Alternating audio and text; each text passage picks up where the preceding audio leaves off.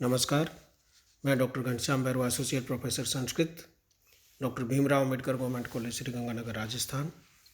इस व्याख्यान में मैं आपको ईश्वर कृष्ण द्वारा विरचित सांख्य कारिका की 15वीं और 16वीं कारिका की व्याख्या करवा रहा हूँ, जिसका मूल सारांश यह है कि ये जो जगत हमें दिखाई देता है, ये जो सृष्टि हमें दिखाई देती है, इसका मूल कारण अव्यक्त जड़ अर्थात प्रधान ही है।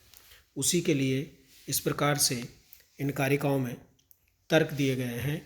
पहली कारिका देखिए, भेदानाम परिणामात् समन्वयात् शक्तितः प्रवृत्तेश्च कारण कार्य विभागात् वैश्वरूपस्य कारणम मस्ति अव्यक्तम प्रवर्तेति निर्गुणतः समुदायाच्च परिणामतः सलिलवत् प्रति गुणाश्रय विशेषात्। इस प्रकार से ये दोनों कारिकाएं सम्मिलित रूप में अव्यक्त के होने के तर्क स्थापित करती है। देखिए, पहला है अन्वय, देखेंगे इसका। भेदानाम परिमाणात्, भेद का तात्पर्य यहाँ पर कार्यों से है कि कार्यों के परिमित होने से जो भी अव्यक्त के कार्य हैं वो सब सीमा से युक्त हैं, परिमित हैं, तो उनके होने से। दूसरा है समन्वयात्, कारण के अपने कार्य में समन्वित होने से, अर्थात कारण अपने कार्य के साथ समन्वित होता है, वो होने से। शक्तितः प्रवृत्तेश्च, अर्थात शक्ति से प्रवृत्त होने के कारण से। शक्ति जो कारण में होती है, जो कि अपने कार्यों को उत्पन्न करने की शक्ति होती है, उसके प्रवृत्त होने से, कार्योत्पत्ति के होने के लिए प्रवृत्त होने से। कारण कार्य विभागात्, कारण से कार्य के विभक्त या उत्पन्न होने से।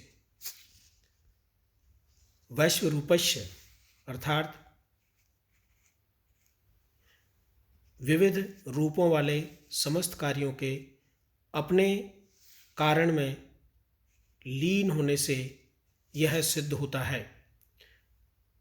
अविभागात् च कारणम, और उक्त त्रिगुणात्मक कारण समुदाय स्वरूप अव्यक्त है। वह कारण अपने तीनों गुणों के अपने सदृश या समान रूप में और अपने किसी एक गुण या किसी गुणों के अधिक उद्भूत होने के साथ तीनों गुणों के मिश्रण के रूप में जल के समान एक एक या भिन्न भिन्न गुण के आश्रय की विशेषता या भेद से परिणाम के रूप में प्रवृत्त होता है, अर्थात विभिन्न कार्यों के रूप में परिणत होता है। कहने का तात्पर्य यह है कि जो अव्यक्त है, जिसको कि सांख्य कारिकाकार ने प्रधान कहा है, जड़ तत्व कहा है और इस सृष्टि का मूल कारण कहा है, उसकी सत्ता की स्थापना तर्क दे करके विभिन्न तर्कों के माध्यम से यहाँ पर इस प्रकार से स्थापित की है। विस्तार से समझेंगे। देखिए, पूर्व की कारिकाओं में यह सिद्ध किया जा चुका है कि जो मूल कारण है इस सृष्टि का, वो त्रिगुणात्मक प्रकृति है। अब यहाँ यह सिद्ध किया जाना है कि वह कारण स्वरूपतः त्रिगुणात्मक प्रकृति या अव्यक्त है।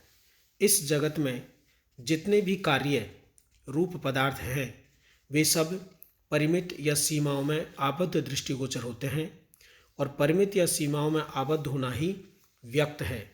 अर्थात जो सीमाओं में आबद्ध होता है वो व्यक्त होता है, और जो सीमाओं में आबद्ध नहीं होता वो अव्यक्त होता है। फलतः इस आधार पर यह कहा जा सकता है कि जो परिमित या सीमित अथवा व्यक्त होगा वही कार्य होगा, भले ही वह अन्य कार्यों का कारण हो, किंतु वह ऐसा मूल कारण नहीं हो सकता कि किसी का कार्य न हो। यानी कि जो परिमित होता है वो निश्चित रूप से और भी कार्यों को उत्पन्न कर सकता है, लेकिन वो स्वयं कारण हो ऐसा नहीं हो सकता, वो स्वयं कार्य रूप में ही होता है। कार्य रूप पदार्थ किसी न किसी आकार को रखते हैं और उनमें उनके ऐसे कारण का जो कि कार्यों के आकार से विहीन है, समन्वय या अनुप्रवेश दृष्टिगोचर होता है। दूसरा यहाँ पर तर्क दिया है, देखिए कि समन्वयात यानी कारण का अपने कार्य के साथ समन्वय होता है। कैसे समन्वय होता है, इसका उदाहरण देखिए। जिस प्रकार मिट्टी के घट में घट के आकार से विहीन मिट्टी का समन्वय दृष्टिगोचर होता है, इस प्रकार जो आकारवान होगा यानी घट का आकार तैयार होता है, जो आकारवान होगा वह अपने आकार से विहीन अपने कारण से समन्वित होगा। जब उसका आकार नहीं था तब वह अपने कारण के साथ समन्वित था, यानी घट अभी आकार में है लेकिन उससे पूर्व घट जिसका मूल कारण मिट्टी है, वो घट उस मिट्टी में अपने कारण में समन्वित होगा और आकारवान होना ही उसका व्यक्त होना है। जब वो घट के रूप में आ जाता है तो वो अव्यक्त नामक जो मिट्टी है, जो उसका मूल कारण है, उससे घट का निर्माण हो जाता है। फलतः इस आधार पर यह कहा जा सकता है कि आकारवान या व्यक्त होगा वह कार्य होते हुए भी अपने कारण से समन्वित होगा, यानी कार्य तो है ही वो घट, लेकिन वो निश्चित ही अपने कारण से समन्वित ही है। इस प्रकार जो मूल कारण माना जाएगा उसे आकारहीन अव्यक्त ही मानना होगा, यानी जो मूल कारण होगा उसका कोई आकार नहीं होगा, लेकिन जब उससे कोई कार्य उत्पन्न होगा तो वह आकारवान होगा और आकारवान कार्य अपने मूल कारण से समन्वित होता है, क्योंकि अव्यक्त स्वतः ही आकार विहीन होता है। कहने का तात्पर्य है कि जो अव्यक्त है अर्थात प्रकृति है वो स्वतः ही आकार विहीन है, अतः वह पुनः किसी अन्य से समन्वित नहीं होती। अर्थात जो स्वयं अव्यक्त है और आकार विहीन है वो किसी अन्य से उत्पन्न नहीं हो सकती, अर्थात वो प्रकृति ही इस जगत का मूल कारण है। ये दूसरा तर्क हुआ। आगे देखिए, जैसे कि सत्कार्यवाद के प्रसंग में 9वीं कारिका में देखा जा चुका है कि कार्य अव्यक्त रूप से अपने कारण में पूर्व से ही विद्यमान रहता है और कारण में कार्य का अव्यक्त रूप से रहना ही कारण की कार्य को उत्पन्न करने की शक्ति है। चूँकि कार्य अव्यक्त रूप से अपने कारण में रहता है तो कारण में जो कार्य रहता है वही शक्ति है जो कार्य को उत्पन्न करती है। इस प्रकार जो व्यक्त होगा वह अवश्य ही अपने व्यक्त होने से पूर्व अपने कारण में अव्यक्त रूप से रहता है। जैसे कि दही निकलने से पूर्व अपने मूल कारण दूध में अव्यक्त रूप से रहता है, इस प्रकार यह व्यक्त मूल कारण नहीं हो सकता, अर्थात दधी मूल कारण नहीं हो सकता। दही का मूल कारण दूध है जिस प्रकार से, तो मूल कारण अव्यक्त ही मानना पड़ेगा, अर्थात सृष्टि का मूल कारण अव्यक्त को ही अर्थात प्रकृति को ही मानना पड़ेगा, क्योंकि उसे पुनः स्वतः ही अव्यक्त होने के कारण किसी और उसका कारण नहीं हो सकता, वो स्वयं ही संपूर्ण सृष्टि का कारण है। आगे और देखेंगे इसका। सत्कार्यवाद के अनुसार कार्यों के कारणों में सत होने से, देखिए कारण कार्य विभागात हो गया, और सत्कार्यवाद के अनुसार कार्यों के कारणों में सत होने से कारणों से कार्यों का विभाग या उद्भव होता है और पुनः कार्यों का अपने कारणों में अविभाग या लय हो जाता है। जब सृष्टि का विलय होता है तो संपूर्ण सृष्टि अपने मूल कारण में अर्थात त्रिगुणात्मक प्रकृति में जाकर विलीन हो जाती है। इस प्रकार प्रत्येक विभक्त पदार्थ कार्य है और यह विभक्त होना ही व्यक्त होना है और अविभक्त होना ही अव्यक्त है, अर्थात जो बांटा नहीं जा सकता वो अव्यक्त है और अव्यक्त जो होता है उसका कोई कारण नहीं होता। अतः जो कोई भी व्यक्त पदार्थ होगा वह अवश्य ही कहीं न कहीं से विभक्त हुआ है, अर्थात उससे अलग हुआ है, और अवश्य ही उसे कहीं अविभक्त हो जाना है। इस प्रकार वह मूल कारण नहीं हो सकता। मूल कारण यही माना जा सकता है जो कहीं से विभक्त या व्यक्त नहीं हुआ हो, अर्थात मूल रूपतः अव्यक्त हो। इस प्रकार पूर्व कारिका में अभिभागात कारणम अव्यक्तम अस्ति त्रिगुणतः समुदायात, पूर्व की कारिका में ये त्रिगुणतः समुदायात का देखिए। इस प्रकार पूर्व की कारिका में सिद्ध किया हुआ है कि त्रिगुणात्मक मूल कारण प्रस्तुत कारिकाओं के द्वारा स्वरूपतः अव्यक्त सिद्ध किया गया है।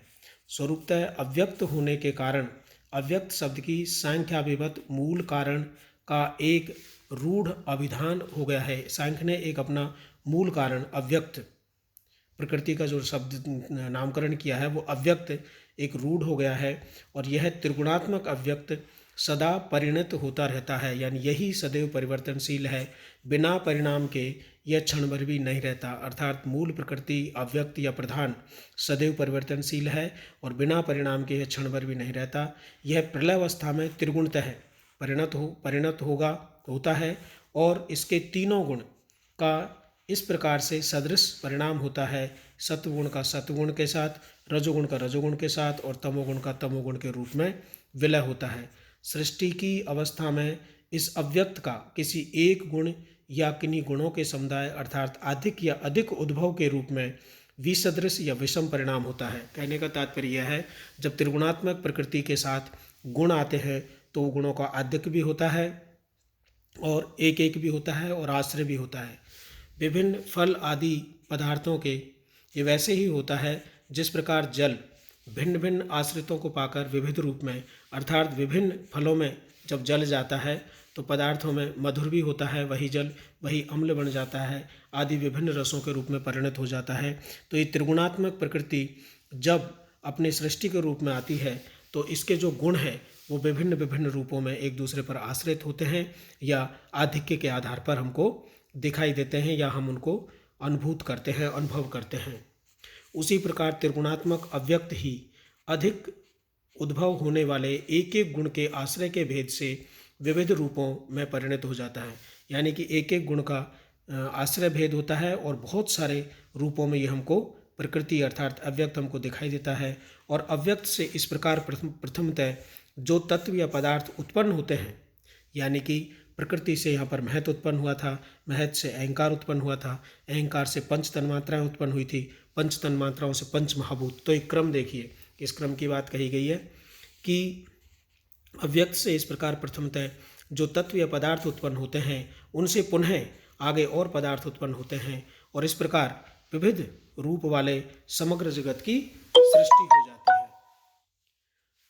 यहाँ तक आकर यह स्पष्ट हो गया है कि सांख्य जड़ जगत का मूल कारण त्रिगुणात्मक प्रकृति अर्थात अव्यक्त को मानता है, और सत्कार्यवाद एवं परिणामवाद को मानते हुए जगत को उसकी उत्पत्ति से पूर्व उसके मूल कारण में त्रिगुणात्मक अव्यक्त या प्रधान के रूप में विद्यमान मानता है। जो जगत है, जो सृष्टि आपको दिखाई दे रही है, ये उत्पत्ति से पूर्व अपने त्रिगुणात्मक अव्यक्त रूप में रहती है, और इस कारण रूप अव्यक्त का ही जगत के रूप में परिणाम होता है। अर्थात जो प्रकृति हमको दिखाई देती है, जो अव्यक्त है, ये अव्यक्त प्रकृति ही हमको जगत के रूप में इसका परिणाम हमको दिखाई देता है। तो यहाँ पर ये दोनों कारिकाओं में प्रकृति के, अव्यक्त के, प्रधान के, जड़ तत्व जो इस सृष्टि का मूल कारण है उसके होने के विषय में बताया है, क्योंकि चक्षुन्द्रिय से उसको ग्रहण नहीं किया जा सकता। क्यों नहीं ग्रहण किया जा सकता? क्योंकि वो अत्यंत सूक्ष्म है। तो अत्यंत सूक्ष्म होने के कारण प्रकृति को, अव्यक्त को देखा नहीं जा सकता। तो वो इन कारणों से, चूंकि हम इस प्रकार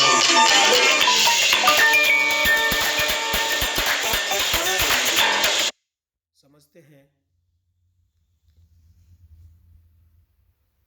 इस प्रकार तर्क के माध्यम से समझते हैं, तो ये कारण हमारे समक्ष उत्पन्न होते हैं।